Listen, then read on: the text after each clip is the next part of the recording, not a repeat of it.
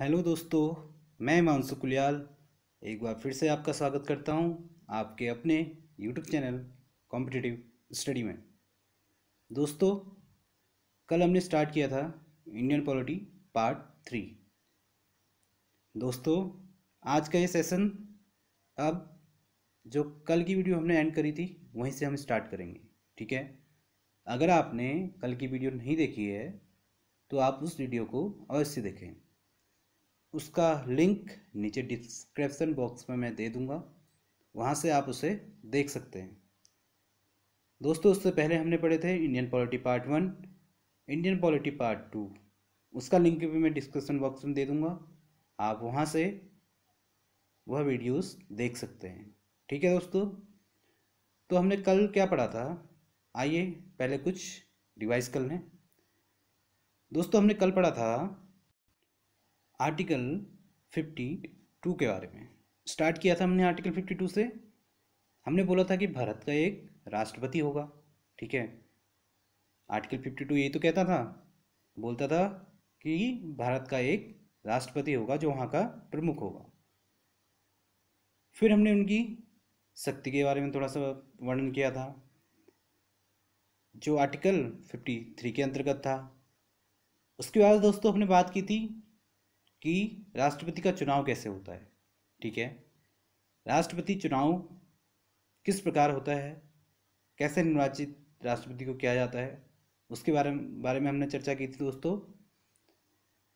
तो दोस्तों, आज हम उससे ही आगे बढ़ेंगे और पढ़ेंगे उससे आगे के आर्टिकल्स के बारे में।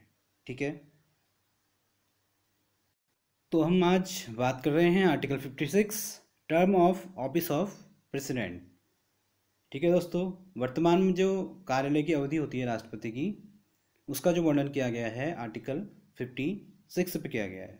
ठीक है दोस्तों, जैसा कि आप सभी लोग जानते हैं, राष्ट्रपति की पदावधि उसके पद धारण करने की तिथि से 5 वर्ष तक होती है।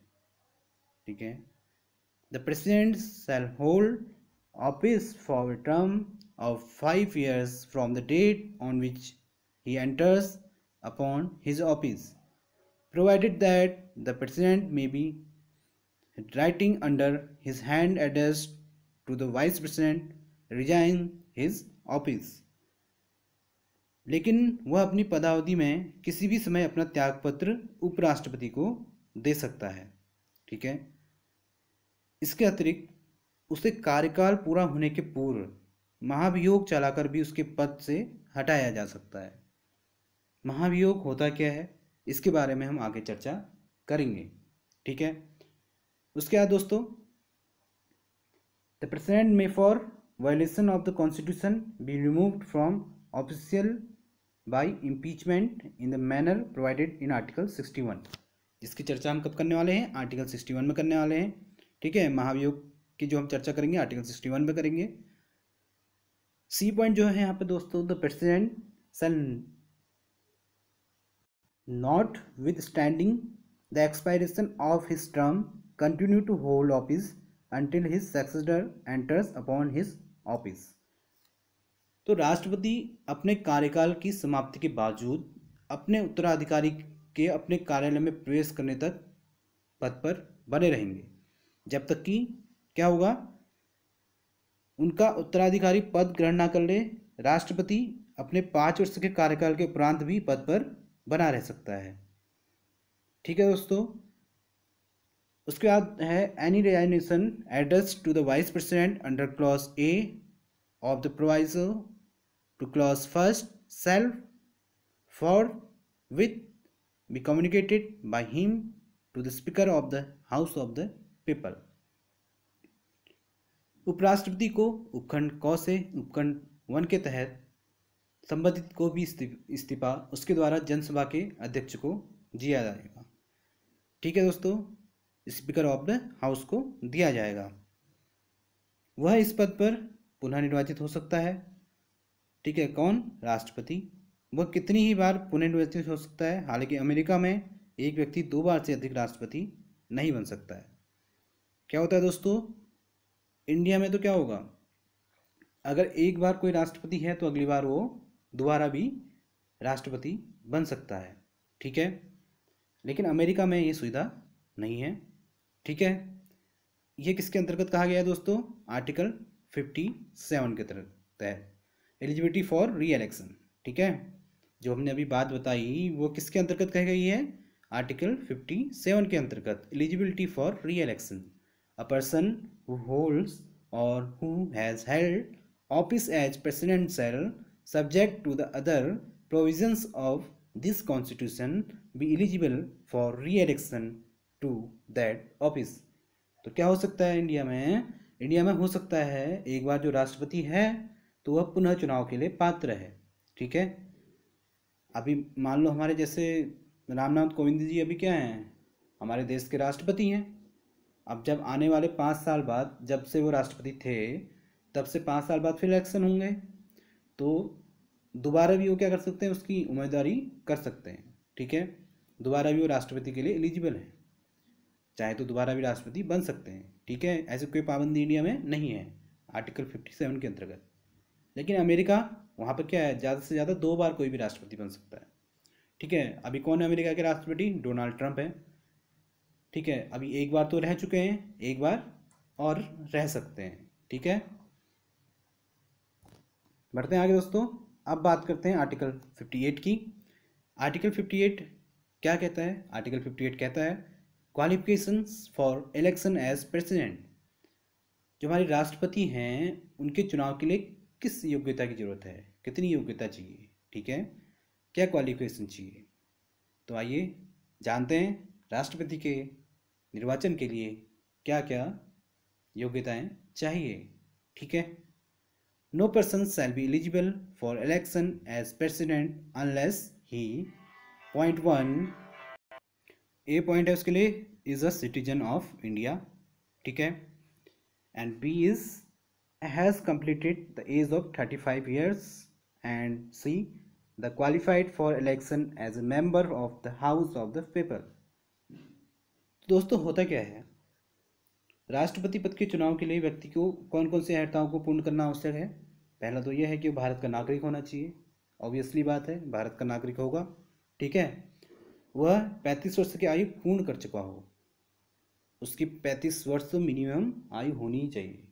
ठीक है, 35 वर्ष से कम का कोई भी ऐसा नागरिक इसके लिए एलिजिबल नहीं है। वह लोकसभा का सदस्य निर्वाचित होने के लिए अयोग्य हो। ठीक है, is qualified for election as a member of the house of the people. ठीक है, उसके बाद दोस्तों a person shall not be eligible for election as president if he holds any office of profit under the government of India or the government of any state or under any local or other authority subject to the control of any of the said governments। तो दोस्तों कि वह संघ सरकार में अथवा किसी राज्य सरकार में अथवा किसी स्थानीय प्राधिकरण में अथवा किसी सार्वजनिक प्राधिकरण में लाभ के पद पर ना हो। एक वर्तमान राष्ट्रपति अथवा उपराष्ट्रपति, किसी राज्य का राज्यपाल और संघ अथवा राज्य का मंत्री किसी लाभ के पद पर नहीं माना जाता। इस प्रकार वो राष्ट्रपति पद के लिए उम्मीदवार होता है। ठीक है दोस्तों, होता क्या है देखिए, एक्सप्लेनेशन पढ़ते हैं। For the purpose of this articles a person shall not be deemed to hold any office profit by reason only that he is the president or vice president of the union of the governor of an state or is a minister either for the union or for any state. क्या होना चाहिए? वो government के किसी भी ऐसे पद पे नहीं होना चाहिए जो उसका लाभ उठा रहा है। इसके अंतर्गत क्या नहीं आएंगे? उपराष्ट्रपति, ठीक है, या वर्तमान राष्ट्रपति और राज्यपाल अगर कहीं पे है, ठीक है, या संघ और राज्य का मंत्री है, इनको लाभ के पद पर नहीं माना जाता। इसके अलावा जितने भी गवर्नमेंट जो जॉब्स होंगी उनको हम लाभ के पद पर माना जा सकता है, वो राष्ट्रपति के लिए एलिजिबल नहीं है। ठीक है, इसके अतिरिक्त दोस्तों राष्ट्रपति के चुनाव के लिए नामांकन के लिए उम्मीदवार के कम से कम 50 प्रस्तावक व 50 अनुमोदक होने चाहिए। प्रत्येक उम्मीदवार भारतीय रिजर्व बैंक में 15,000 रुपये जमानत राशि के रूप में जमा करेगा। यदि उम्मीदवार कुल डाले गए मतों का 1/6 भाग प्राप्त करने में असमर्थ रहता है तो ये राशि जब्त हो जाती है। 1997 से पूर्व प्रस्तावकों व अनुमोदकों की संख्या 10 थी तथा जमानत राशि 2500 थी। 1997 में इसे बढ़ा दिया गया ताकि उन उम्मीदवारों को हतोत्साहित किया जा सके जो गंभीरता से चुनाव नहीं लड़ते हैं। हो गया क्या दोस्तों, नॉर्मली भी जब कोई इलेक्शन होता है तो वहाँ पे भी क्या होता है, जमानत जब्त हो जाती है ना। एक निश्चित पार्ट अगर उसने नहीं लाया है वोट्स का तो उसकी जमानत जब्त हो जाती है। इसी तरह राष्ट्रपति के चुनाव में भी अगर वो कुल डाले गए मतों का 1/6 भाग अगर नहीं लाता है, अगर 1/6 भाग उसने प्राप्त नहीं किया है तो उसकी जमानत क्या हो सकती है, जब्त हो सकती है। ऐसे में जो पैसे उसने कहाँ पे दिए थे, रिजर्व बैंक में जमानत राशि के रूप में दिए थे, वो उसे वापस नहीं मिलेंगे। ठीक है दोस्तों। उसके बाद दोस्तों बात करते हैं आर्टिकल 59 की। समझ में आ रहा है ना। आर्टिकल 59 क्या कहता है, कंडीशंस ऑफ प्रेसिडेंट्स ऑफिस।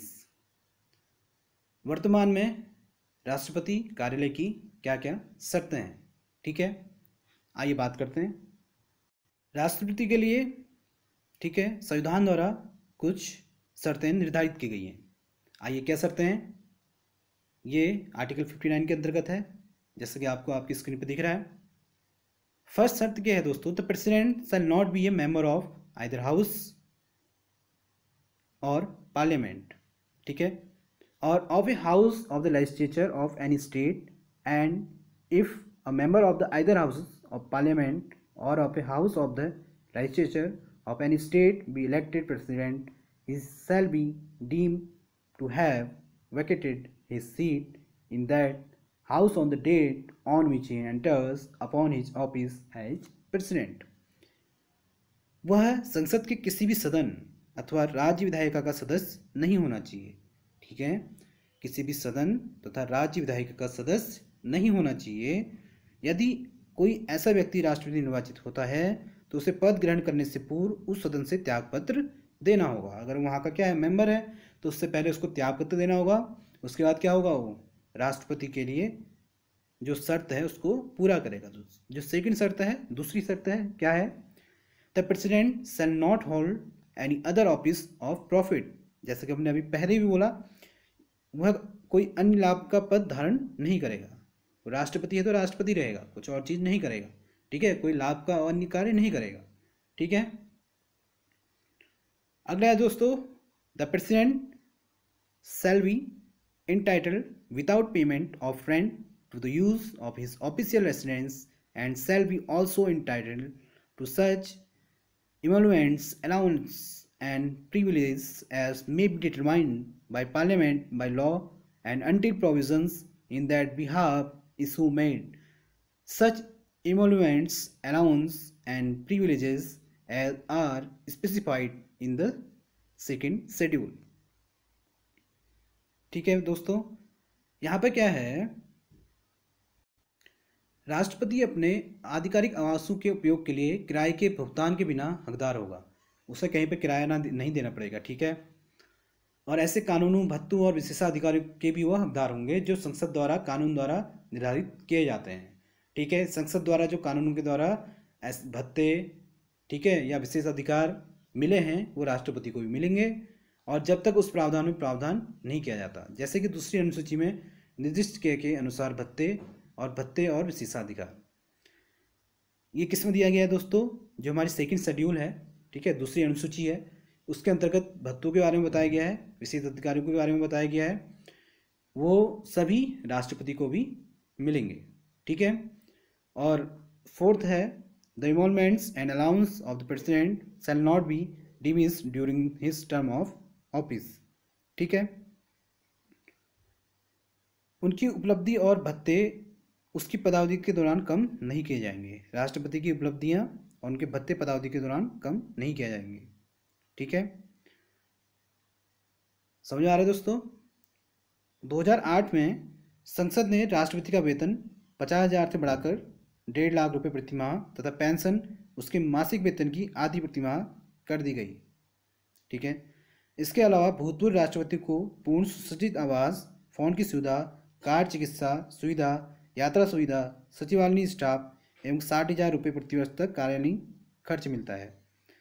राष्ट्रपति के निधन के बाद उनके पति पत्नी को परिवार पेंशन मिलती है, जो कि राष्ट्रपति को मिलने वाली पेंशन से आधी होती है। इसके अलावा उन्हें पूर्ण सुसज्जित आवास, फ़ोन की सुविधा, कार चिकित्सा सुविधा, यात्रा सुविधा, सचिवालय स्टाफ, 12,000 रुपये प्रतिवर्ष तक कार्यालयीन खर्च मिलता है। राष्ट्रपति को अनेक विशेषाधिकार भी प्राप्त हैं दोस्तों। उसे अपने आधिकारिक कार्यों में किसी भी विधिक जिम्मेदारी से उन्मुक्ति होती है। अपने कार्यालय के दौरान उसे किसी भी आपराधिक कार्रवाई से उन्मुक्ति होती है। यहाँ तक कि व्यक्तिगत कृत्य से भी उसे गिरफ्तार नहीं किया जा सकता और न ही जेल भेजा जा सकता है। हालांकि 2 महीने के नोटिस देने के बाद उसके कार्यकाल में उस पर उसके निजी कृत्यों के लिए अभियोग चलाया जा सकता है, जिसे हम महाभियोग कहते हैं, जिसकी चर्चा भी हम आगे करेंगे। ठीक है दोस्तों, बढ़ते हैं अगले आर्टिकल की ओर। आर्टिकल नंबर 60, ओथ और एफर्मेशन बाय द प्रेसिडेंट। ठीक है दोस्तों, अब हम बात करेंगे किसकी? अब हम बात करने वाले हैं जो शपथ लेता है प्रेसिडेंट बारे में दोस्तों। ठीक है, आर्टिकल 60 क्या कहता है? आर्टिकल 60 प्रेसिडेंट की ओथ के बारे में बताता है, प्रेसिडेंट की शपथ के बारे में बताता है। राष्ट्रपति पद ग्रहण करने से पूर्व शपथ का प्रतिज्ञान लेता है। अपनी शपथ में राष्ट्रपति शपथ लेता है। क्या शपथ लेता है दोस्तों? Every president and every person acting as president or discharging the function of the president shall before entering upon his office make and subscribe in the presence of Chief Justice of India or in his absence the senior most judge of the Supreme Court available on oath or affirmation in the following form, that is so say IAB do swear in the name of God solemnly affirm that I will faithfully execute the office of President or discharge the function of the President of India and will to the best of my ability preserve, protect and defend the Constitution and the law, and that I will devote myself to the service and well-being of the people of India। शपथ लेता है कि वह श्रद्धापूर्वक राष्ट्रपति पद का कार्यपालन करेगा। ठीक है, संविधान और विधि का परीक्षण, संरक्षण और प्रतिरक्षण करेगा। भारत की जनता की सेवा और कल्याण में निरंतर प्रयास करेगा। ठीक है दोस्तों, प्रत्येक राष्ट्रपति और प्रत्येक व्यक्ति राष्ट्रपति के रूप में कार्य करता है या राष्ट्रपति के कार्यों का निर्वहन करता है। अपने कार्यालय में प्रवेश करने से पहले भारत के मुख्य न्यायाधीश की उपस्थिति में अपनी सदस्यता बना सकता है और उसकी अनुपस्थिति में उच्चतम न्यायालय के वरिष्ठ न्यायाधीश उपलब्ध होते हैं। ठीक है, उच्चतम न्यायालय के मुख्य न्यायाधीश और उसकी अनुपस्थिति में वरिष्ठ न्यायाधीश राष्ट्रपति को शपथ दिलाते हैं। ठीक है, अन्य किसी भी व्यक्ति को राष्ट्रपति के रूप में